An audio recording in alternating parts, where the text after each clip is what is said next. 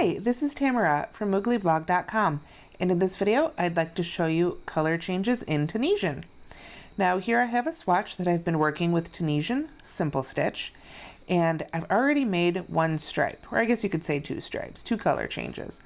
In the first one, it's very simple. When I wanted to add a new color, I did so on the return pass.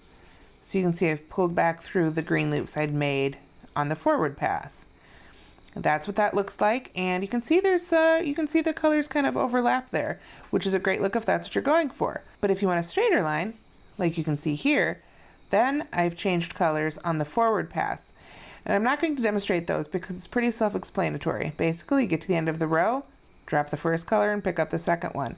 In order to get it completely clean on the first stitch, you'll actually want to finish the last stitch of the previous row with the second color.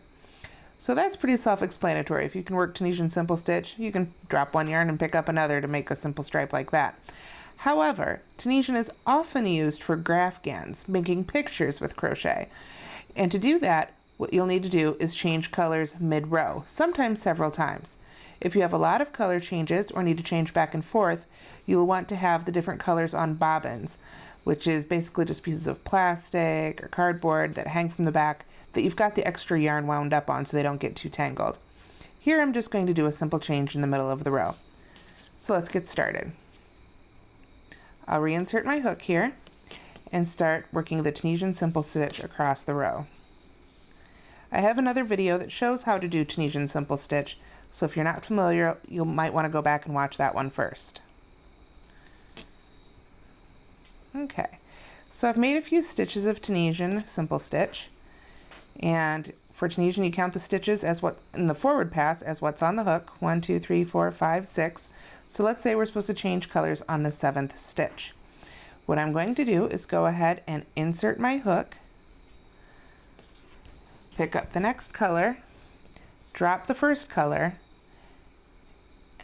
and pull through with the second color. Now I'll just go ahead and let that end drop behind, but as I work I want to keep a little bit of tension with it, both on it and the one I've dropped of color A, the first color. Then I'll just continue to work across, right now with color B, which in this case is the orange.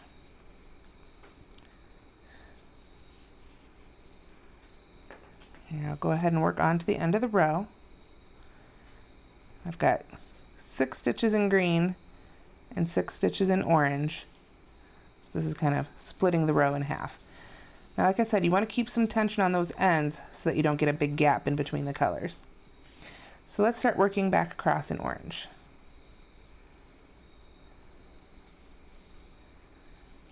And as usual with Tunisian simple stitch, you just pull through 2. Okay, now here we've gotten, let me pull the tension again here, like I was talking about. Here we've gotten to where the first stitch on the loop is the one color, the second loop is the other color. To switch back to this color, to switch back to the green, we want to do that when the color that we want to switch to is the second loop on the hook. So at this point we'll drop the orange, pick up the green from behind, yarn over and pull through with the green. Now remember, at this point it's a good chance to snug up those stitches so you don't get the gap, and then go ahead and finish the row in green.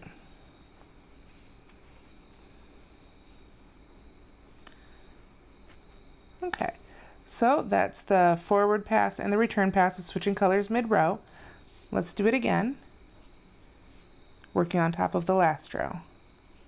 So we'll work our first We'll work our first 6 stitches in green.